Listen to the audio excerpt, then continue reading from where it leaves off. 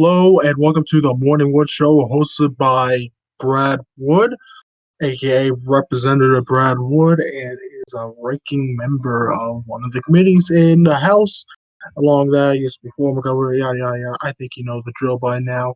And may be wondering what is the topic for today because I have no title. I won't have a title anymore. You know what I mean? You'll figure out what the topic is when you go into the topic at hand, and this will be posted on the American Union. You always find it there. I'll also give you updates always on Twitter. So you can always see your reaction, comments. I always appreciate quite a bit of love and hate. I like when people, what's it called, engage with the episode at hand and with the topic at hand. I like good arguments about my ideas. And this one will be a little bit what we call a hot take. This ain't really that popular in America at all. And I think it's turning to kind of more of a new kind of idea in a weird way. Let me just get into the topic right at hand. I am not the biggest fan of organized religion. I don't hate religious people. Let's get that one thing straight. If you are religious, any sorts, you know, and you're happy with it, I don't care. I don't care. If you're happy, I'm happy. You know what I mean? Like, I ain't gonna stress because I am atheist. And this is kind of a rarity in house because usually people are Christian. And when they have another faith, they kind of get criticized. We can see that with former Representative Ilhan Omar for being a Muslim. So that didn't really turn out for her. But being an atheist is kind of a more of a different breed. You kind of just reject it all, you know? Maybe Christians are more hostile to atheists, but as being I used to be in youth group, right? Used to be in the youth group back in my middle school days, so many years ago. And maybe not that long ago. To be fair, I am not that old. Okay, I'm not in my 40s just yet. But I just kind of just knows how the church operates and works. Just being in youth group, right? This is more little things, right? I think there's some good lessons to be had with religion, but I think immediately when you start asking questions like, why is it the way it is? Let's just talk about like the Bible. You know, the Bible is the Bible, you know what I mean? The Bible is all powerful, all truthful. Very important, the truth part, right? And just kind of learn how the text came about. Like, there's just so many mistranslations through the years. Like, well, let's just look back. I am a history professor. I was a history professor. I have my PhD in history education, and I did a little research on the Bible. That is not my field. I kind of do for fun when the summer comes up, along with my other research I do and books I published before. But anyway, just kind of reading about it and just how text came about. Let's just look, for example, homosexuality. You know, that's kind of like a big hot topic, a big defense for the Christians to have hatred and distillment towards the LGBTQ people. So, the community as a whole. And just thinking, right? The term homosexuality came in the 1950s and with a New American Translation to push a anti-homosexual agenda. We can see there's multiple for texts, right? There's one Bible verse I don't know by heart. I used to know the Bible pretty well, but I'm a little rocky right now. I was focused on other stuff, right? So it says there's one of the big things, right? That you can't sleep with a boy and all boy in bed. But really, it was not towards man and man, it was towards man and boy. It was talk about pedophilia, all right? And there's just so many mistranslations. Like, for example, the idea of Jesus being the Son of God came after St. Augustine. Let's look at St. Augustine because there's a big debate what Jesus was. Was he the Son of God? Was he God? Was he a prophet of God? There was many debates around the early Christians at this time. There was many debates on many things, but St. Augustine, when he took over, I believe, I forgot what European city, and took over into power just basically, he kind of just established what is what he believes, kind of changed that. And that's one of the biggest things, Jesus being the Son of God and not a prophet of God. I mean, if we look at the Islam, for example, Jesus is a prophet and not the Son of God. But obviously, in the Christian Bible, you know, We all know what the answer to that. And we just see this. And there's little stuff like that as well. For example, the number of the beast is not 666, as we're all accustomed to in our society. It's actually 676. And Jesus was not a carpenter. If we have any idea of the geography in modern day Israel and Palestine, basically, there's not a lot of trees there. It's kind of a desert, so he probably did more stuff with rocks and carpenters. And that was a mistranslation from the Greeks, from I believe Hebrew. And there's so much more, so much, but I'm not going to get into it. We want to get more into organized religion. And we could just look through medieval Europe at how the churches hold a lot of power over people. People had faith in the church, faith in God. But we can see time and time again, churches kind of use that to diminish with crusades and other pointless wars, and even the 30 Years' War. With, uh, no, it was not the 30 Years' War. It was the 100 Years' War. My mistake. A 30 Years' War between the two European dynasty, the Bourbons, and what's it called? I can't remember. Holy Habsburgs, Bourbons and the Habsburgs. There it is. I was just thinking the Habsburg jaw, if you know what I mean. If you can see famous portraits of past kings, you can see the Habsburg jaw came through a lot of inbreeding, and that trade came to about, which is kind of a weird jaw. It kind of reminds me of like the Joker a little bit with the jaw. Like, but anyway, that's board. It was the 100 Years' War where Protestants and Catholics just fought. And this is a Christian religion. This is one big branch, but it was all about control in a weird way. Many other things, but definitely control as well. But let's take a modern example, right? This is a little hard for some to hear, but churches is a business. And you may be thinking, no, no, no, no, no, it's a place of worship. Well, I don't see anywhere in the Bible or not much. Well, I'll just do the Christian. Christianity is the biggest religion, with 72% of the US population being Christian. So obviously, maybe they will hate me right for this, or maybe they'll be a little intrigued. But churches is a business, right? They gotta get butts in the pews. They got to. They gotta do it some way. So, what the pastor's job is, and I don't think they do this on purpose. I think most small town pastors don't really realize this. All right, they want to help people. I understand that, but I think they just intentionally just sell hope.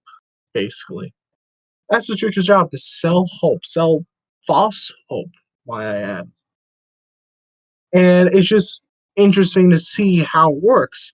And when we go with bigger religions, they are must look at the Mormons, for example. They are, I don't like the religious organization at all. Very structural, very hierarchy, and very racist and bigoted overall. Not gonna lie. It's nice.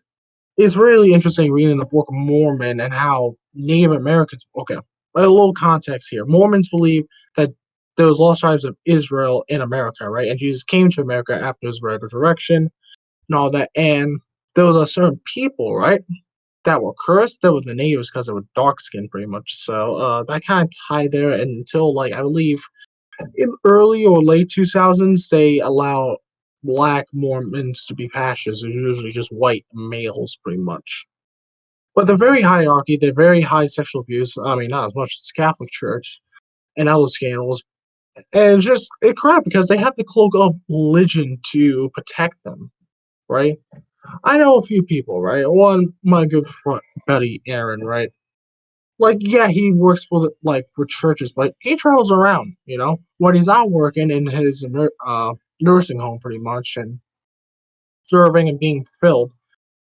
He travels around, and I think that's what a religious person, not just Christian, a religious person should be. They don't need to go to a pew to worship. They worship how they like, pretty much. I'm not saying they hate the religion and all, but they don't need to go to a church. They don't need to follow what the pastor says. They figure out on their own. It's my mom is so Christian, but she always kind of tell me this that religion, you know, look like God in a Christianity is not a religion; it's a relationship. It's not like you go, you do your thing, I run through the routine, but much rather you have a relationship with God, pretty much. And that kind of stuck with me a little bit because I think how that's how Christianity should work.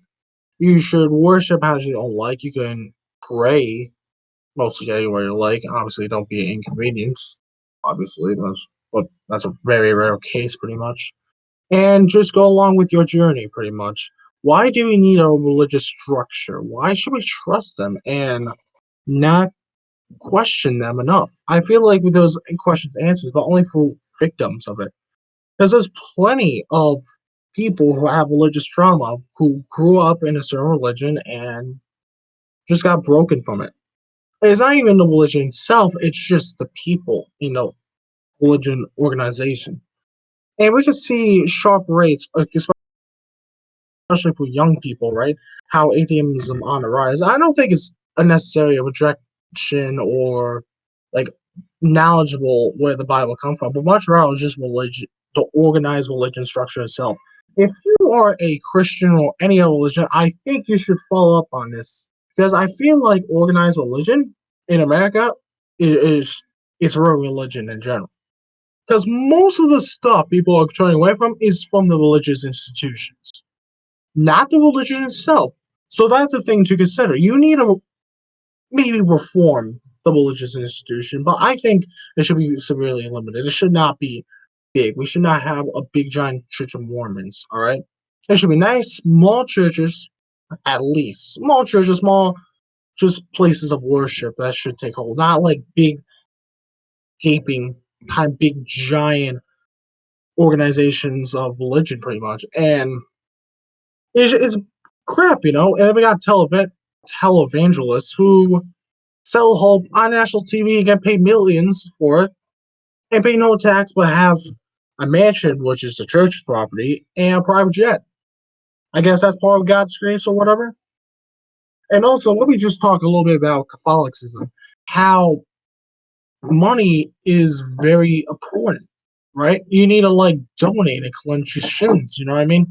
Not like you be forgiven for God or pray for that. No, you need to pay up. Or you gotta like mandatory give to charity. And I don't think giving to charity is a bad thing, but like you have to. And also there is plenty of firms where basically if you need financial advice, there is one for religion. Is that no one asks questions about that stuff? Isn't that a little scary? Like, yes, because I have faith in a God, you're gonna use that against me. Well, let's not forget, businesses, churches are businesses, and business always run for profit. That's profit number one. All right. Maybe they donate a lot to charity or do work, but the number one motive is profit.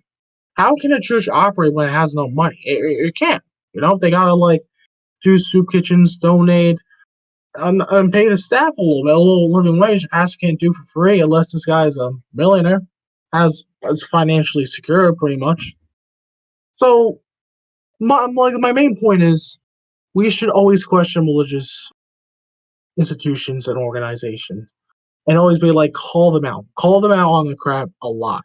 We can't just do individuals. We need to take government action, but we can't trample on the First Amendment rights. All right.